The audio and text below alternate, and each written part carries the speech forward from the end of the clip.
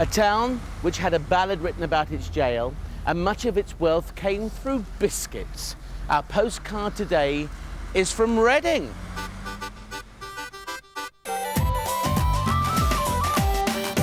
Reading is the county town of the Royal County of Berkshire. In the heart of the Thames Valley, it's become one of the success stories of modern Britain. But with its growth, many people, including me, don't realise just how much fantastic history lurks within its boundaries, as we're about to see. Once upon a time, when Queen Victoria came to Reading, the local townspeople pelted her with fruit. Take that, madam. So, when it came to her Jubilee and one of these statues was going to be erected to her, they wrote to her and said, Your Majesty, can we erect a statue to you for your Jubilee? And she said, only if I am looking away from the town and looking beyond it. I cast my back upon Reading, she is allegedly meant to have said. Perhaps a little bit like that. Good accent, eh? Sounded like Vicky. I found myself a Reading girl. She knows all about Reading because she was born and bred here, so it's true. I was indeed born and bred here, yes. I've lived all my life. Now, we're outside the St Lawrence Church, and what I didn't know was that Reading had an abbey, and this formed a part of it. Yes, this is one of the only surviving buildings from the abbey. The abbey just took over the whole of the town centre. I mean, where modern Reading stands used to be Reading Abbey, and it was an abbey that was one of the most important in Europe right up until the Reformation. So I didn't know that. No, people don't. Why was it important? Just because it was big, huge? It was a huge commercial centre, it was a political centre. We had Parliament meeting in Reading a few times. The kings and queens were up and down from London to the abbey a lot. It just basically ran the town until the Reformation. And how long ago was that? Saxon times? The abbey was founded in 1121, so you're looking at just after the Norman invasion. It was actually Henry I, who's William the Conqueror's youngest son, that founded the abbey. And the history's just gone on from there. And you've got a town hall there, which looks like it's been spruced up. It's going to have a shifty at the town hall. Lovely building.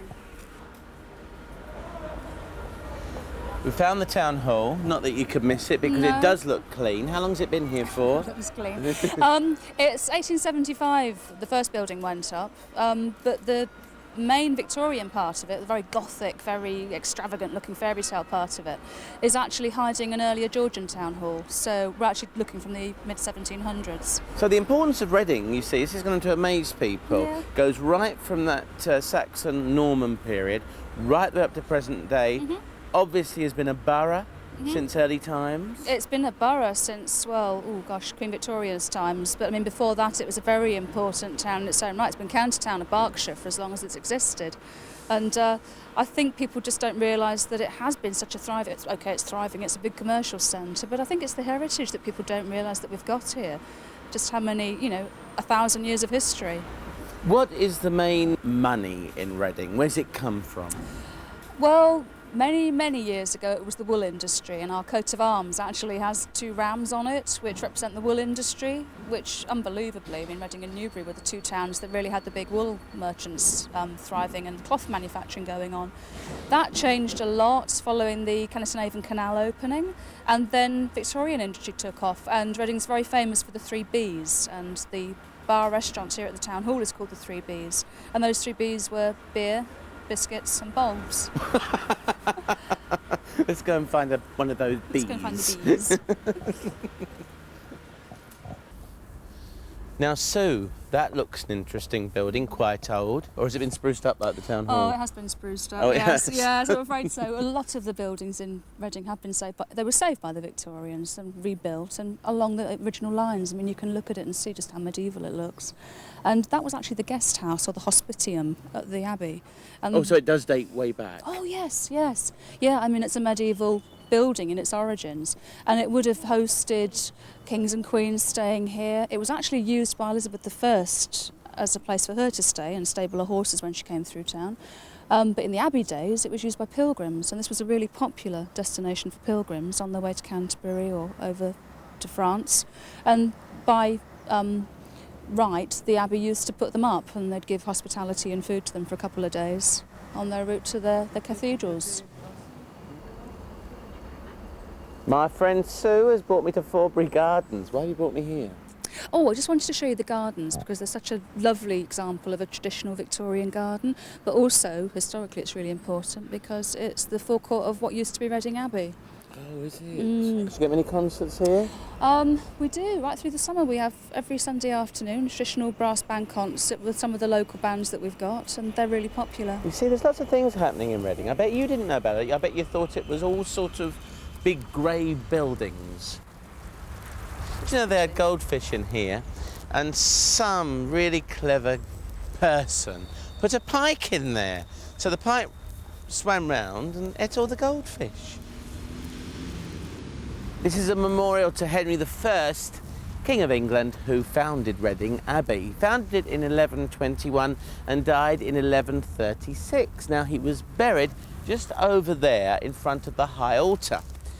And it's possible that he's still buried there. Now, local legend has it that Henry VIII actually moved his body away from here.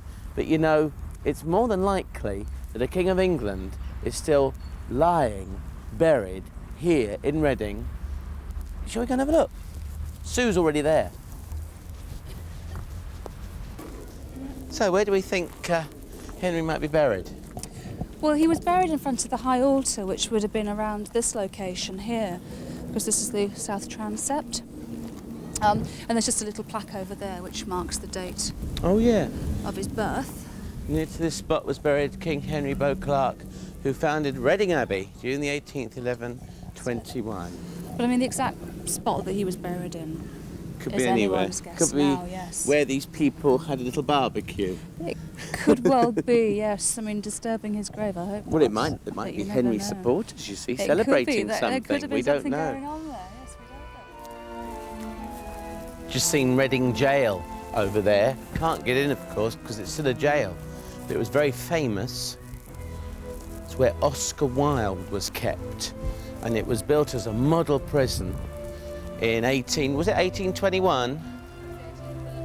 1830s, Sue tells me. But anyway, we all know about Oscar Wilde. Well, he was moved to here, and you can see it. And he wrote the Ballad of Reading Jail, and it was all about a man who he met, who he got on very well with, but this man had murdered his mistress and, of course, was later hanged. Reading Jail, as it is today. Still looks awesome. This is to the memory of Hugh Cook of Farringdon, a small town in the Vale of the White Horse in the Berkshire Downs. Now, he was the last abbot of Reading Abbey, and he refused to surrender this abbey to King Henry VIII. Now, how can you refuse King Henry VIII anything? He was all-powerful, he was omnipotent. So what happened to poor Hugh? Well, he died on the gallows. Summer is a-comin' in. Now, I know that song. You know that song. Last time I heard it was in The Wicker Man, starring Edward Woodward and Britt Ekland, which used to thump on the wall and try to get in his room. Well, this is where it was first written down, at Reading Abbey, AD 1240, circa, of course, around that date. And it says here, this canon, which has been described as the most remarkable ancient musical composition in existence, and it was written down here. Summer is a-coming in. Lovely voice, dear. Anyway, were you as surprised as I was to find out that this town has so much going for it? Reading Abbey, Henry I.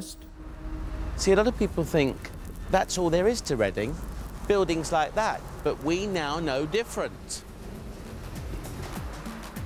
So get along that M4 and say hello to Reading. Oh, and it's goodbye from me.